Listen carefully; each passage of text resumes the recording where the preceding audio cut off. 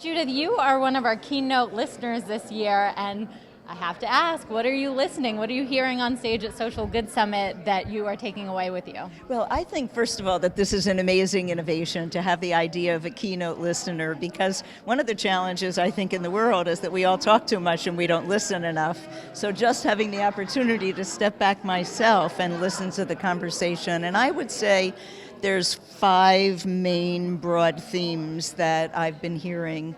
The first is really new kinds of connections, new kinds of partnerships across all of the sectors, connecting in new and different ways, and then connectors connecting with real people in real time. So whether it's news media who interact with the people getting the information, and they move to action immediately. They're not just passive recipients. The concept here of thinking about the web as a vehicle for uploads rather than just for downloads is a really interesting idea that keeps circulating around here.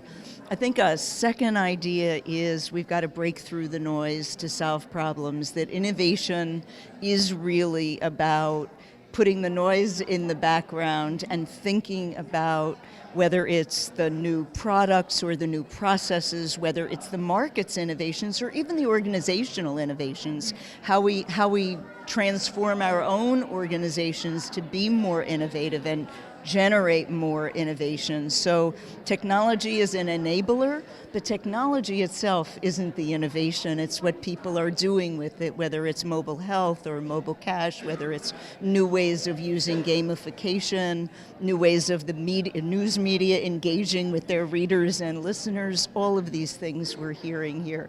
We're having a conversation here in New York that's being held around the world, 120 countries, 7 languages, broadcasting from here. And as we do that, they're going to put their own narratives around that, because remember, 2/3 of the world's population are not online.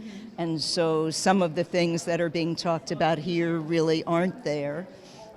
So many of the world's population, 1 billion people still don't have health care, 2 billion don't have clean water. So how we really have 120 countries engaged in thinking about what their innovations are, their connections are, their risk capacity is, I think is ultimately what's going to make this so compelling.